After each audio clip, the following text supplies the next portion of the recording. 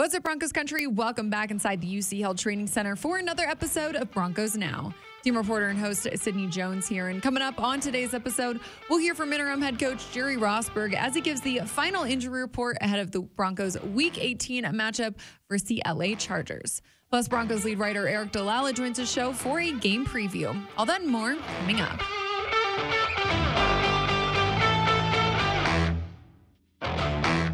The Broncos will return to Empower Field at Mile High in just 2 days to take on the Los Angeles Chargers for their final game of the season. Take a listen as interim head coach Jerry Rosburg gives the final injury report ahead of Sunday's game. Rosburg ruled out defensive tackle G.J. Jones, tackle Calvin Anderson, and wide receiver Kendall Hinton. And tight end Eric Saubert, cornerback Damari Mathis, outside linebacker Jonathan Cogbo, tight end Eric Tomlinson, and offensive lineman Billy Turner are all listed as questionable. And as Jerry Rosburg's time as interim head coach comes to an end, he reflected today on the past 2 weeks and what he's learned the most. I've learned a lot of football, yeah, I have. And when you're away for a little bit, perhaps you're not sure how the football culture has changed. So what I've learned about football is the basics of football have not changed. It's still fundamentals. It's still blocking and tackling and catching and running, and that part has not changed, although the rules have changed and so forth, but it's still a great game, and I love this game. Rosburg also went on to talk about how much he missed the game after being away from it the past few years. I think the thing that I thought I missed and that has been reconfirmed that I missed was my engagement with the players. I love these guys, man, and a lot of these guys didn't know me coming in, and some embraced me early, some embraced me later on, and some perhaps haven't embraced me, but I really appreciate these relationships that I build up over the years. And it's not just about building a relationship. If you just do that as a coach, then you're not doing your job. It's about trying to help them become better players and better men, so when they venture out in the world, they're prepared for that. And I have deep-seated relationships in my life that these players have raised me up, and I'm a better man for it. So that's what I missed, and I'm pretty confident I've made some relationships here that will be life-lasting. Now joining me here inside the Broncos podcast studio is Broncos lead writer Eric Dalala. Eric, last game preview of the season. We made it. We made it. Kind of bittersweet. That's true. Yeah, I wish we had more games left, Sid. Yeah, sad to see it come to an end. It's sad to see things play out the way they did. Yes, me too. Well, looking at this last game, Eric, just really what do you hope to see from Russell Wilson in this offense as they just try and finish the season strong here? Yeah, I mean, I think it's important, even though the game doesn't necessarily matter in terms of the standings, and they haven't for a while. I still think it's important for Russ to continue to play well, to show what he did against Kansas City when he rushed for a pair of touchdowns, made some big-time throws. I mean, the passing yardage totals weren't ridiculous, but there were some throws where you're like, wow, that was a really good play. That's what we expect from Russell Wilson. Mm-hmm. I think if you have another game like that and you can go into the offseason saying, okay, we scored 20-plus points in 4 of our last 5 games, dating back to that Chiefs game, the Cardinals game, even though Brett Rippon didn't play, and obviously again against the Chiefs and this week against the Chargers. You can say, okay, we built momentum. We're closer to where we want to be as an offense. Obviously, I would assume there's going to be a new scheme. Maybe not, but I would think that's certainly a high possibility next year that there'd be a new scheme. But I think you would show to whoever the future coach is that Russell Wilson is still a guy you want on your side. I think you would show to the other guys in the locker room that Russ is still capable of leading this team. I think Russell himself would probably gain some confidence. I'm sure it's been a tough year, and he talks about, hey, I don't waver, I don't blank, all those things. But I'm sure he would like to go into the offseason on a high note, and I definitely think it's possible. He played well against the Chargers early in that game, the last time the Broncos faced off. And he, I think, is playing better football. Mm-hmm.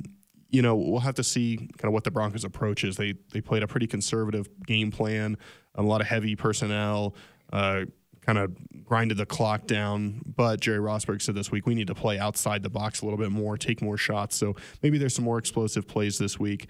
But Cindy, I thought last week what I saw from Russell Wilson was encouraging. Hopefully that can keep going again here. Yeah, definitely.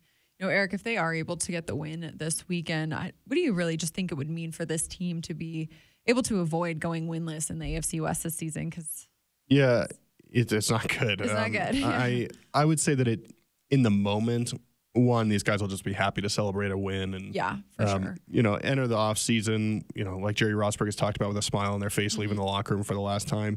Last time this group of guys will be together.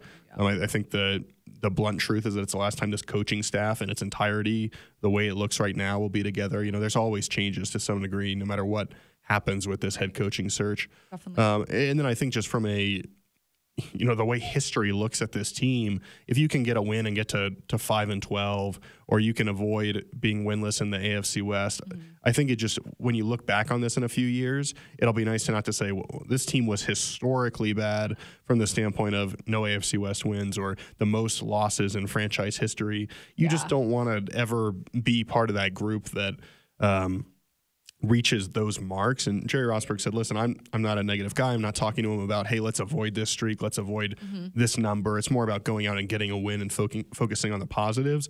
Right. But I do think if you're a player, you don't want to be a part of that group that ends up kind of with that asterisk attached to you. So still a lot on the line at stake, even if it's more kind of in the moment, just being happy and ending the season well, and later on not being identified as one of the least successful teams in franchise history. For sure, yeah. And I talked to Cortland Sutton earlier in the week, and he said that, I mean, none of the players want to be part of the team that goes winless there. So you're certainly right about that, Eric. You know, we heard earlier in the show from Jerry Rosberg, just as he's reflected on the past 2 weeks being here. So, Eric, what have you thought just about how he's been able to, you know, turn things around in a sense in the final 2 weeks of the season? Yeah, we'll see what happens this weekend, obviously. I want to see a larger sample size before kind of declaring that he's done these things. But I think based on what you saw against the Chiefs, more fundamentally sound, fewer mistakes. You don't want to be a team that beats yourself. I think in the NFL, if you can be a team that doesn't beat yourself, you're going to win a lot of games, because you see other teams all the time make mistakes that end up hurting them. And so if you can avoid those yourselves, you're going to be in good shape. I think this is a team that still played hard. I think they are, they're fighting. And hard to tell, Sid, they fought all season. So is that just who these guys are in the locker room? I think that's probably the case. But when you mix that with the fundamentals, the discipline, the accountability that Jerry Rosberg has brought in the last couple of weeks, I think that's a really good combination. And that's what, we've talked about this a lot. That's what I'd like to see from the next head coach, is somebody that's, not exactly like Jerry Rosberg, but someone who has similar traits in terms of bringing accountability and discipline and being that CEO type leader, somebody that guys look up to. They don't want to disappoint. So I think the fact that he's been able to bring that, combined with the passion and the way the guys play hard anyway, it resulted in a good performance against the Chiefs, and hopefully the same thing happens this weekend against LA. Yeah, you mentioned some of the traits you'd like to see in the next head coach. Eric, we heard Russell talk about it this week, and of course, owner and CEO Greg Penner, he mentioned it in his press conference, a few weeks ago. For you, what's the main focus when, going through these interviews and picking a head coach that you think, this team should hone in on? Yeah, I know they're going to interview, what we've heard is they're going to interview some guys who are potential first-time candidates, and I don't want to rule any of those guys out, because you could get blown away. And like D'Amico Ryans, for example, he's one of those guys that gets brought up as, hey, a really good future head coach in this league. We've heard the Broncos want to interview Ejiro Evero. He's got those traits as well. But I do think when I look at it, just somebody that has been through this before. The Broncos have had 3 first-time head coaches in a row. To have somebody that knows what it's like to be the head coach and knows how to set the travel routine and knows how to set up the preseason and training camp and knows how to, if you win a game, how do you go win a second game? Or you've won 4 in a row, how do you make it so you don't fall into a trap when you play a team with a losing record? Or on the flip side, if you've lost a couple games in a row, how do you make it so that your season doesn't fall by the wayside? I think all those things are important. And I think ultimately what helps you get there is, one, experience, but also, like I mentioned, Sid, somebody that has that kind of like aura around them where you don't want to let them down. You don't want to, it doesn't mean they've got to be a jerk or screaming all the time. I think there are plenty of guys that are, people described Mike Shanahan when he was here as a player's coach. Yeah. We've heard Steve Atwater talk at length about how much he loves Mike Shanahan.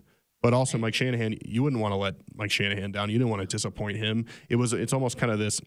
That's what accountability is. When you know how much everyone is putting into it, you don't want to be the person to let that slip.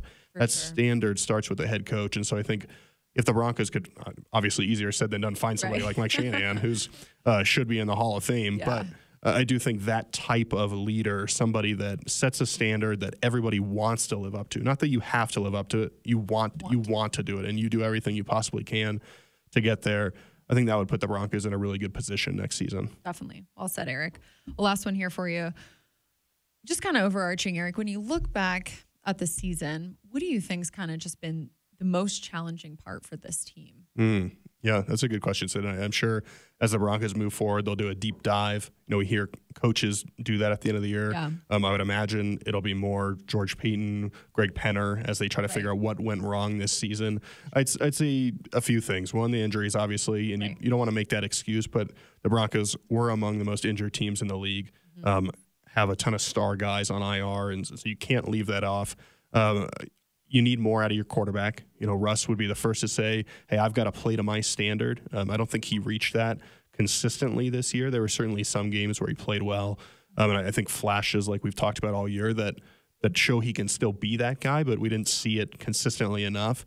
And then third, Sid, I just think that the way the season started, you have that tough loss to Seattle. You have really a tough win over Houston, and then you respond to a loss in Las Vegas with that, to me, the worst loss of the year, which was against the Colts. Yeah. To me, things just got to that point, and then they started to snowball a little bit. Yeah. And I think if you had, and this is a big thing for next year too, if you have someone that as a head coach can stop you from getting to that point where a loss to the Raiders becomes a loss to the Colts, or a loss to the Colts becomes a loss to the Chargers, and you can just settle things down a little bit, I think, and then you get to the bye at, hey, 4-4, 5-3, you get to a point where you're still in it, like a lot of teams. Then I think maybe the rest of the way, some of these other games, whether it's at home to the Raiders or on the road against the Titans or on the road against a backup quarterback in Baltimore, maybe some of those games you start to believe you've found a winning recipe and you're able to continue that. And maybe you're looking up right now and you're 8-8 and it's still not perfect, but you've got a chance, depending on what happens this weekend, to make the playoffs. And so obviously, there's things to correct with this roster. You got to get guys healthy. You got to find the right head coach. You need better out of Russell Wilson. But I do think that when I look at this year, just the right head coach, I think, can make a difference of, 4 or 5 wins where you can be in position next year to be in the playoff hunt. And the last thing I would say there, Sid, is I think guys came into this year saying, hey, Super Bowl or bust, and we're going to be good because Russ is here. We're going to be good. And I think maybe some guys figured out, hey, you can have a great quarterback. You still got to still got to put in the work. You still got to perform at a high level. And so I would expect going into next year, and we'll have to see how guys handle it, but I would think there'd some of that talk about championships and Super Bowls would be tempered a little bit, and it'd be more about, hey, let's get better today. Let's do the work to put ourselves in position to win. And I think if the Broncos do that, they'll be okay. Yep. Well, still a lot of hope to look forward to in the offseason. So, Eric, appreciate you coming on. Appreciate you coming on every, week. Yeah. Twice a week. I was trying to think how many times I had you on every week. I've been a regular, I think. You have, for sure. Well, thanks for, a good season. Appreciate your insight always. Yeah, we'll try to be better next year. Well, that'll do it for today's episode of Broncos Now, Broncos Country. Thanks so much for tuning in. Don't forget, kickoff on Sunday is at 2:25 Mountain Time. I hope to see you all at Empower Field at Mile High this weekend, but if not, I will see you right back here on the Broncos Podcast Network and YouTube for another episode following Sunday's game.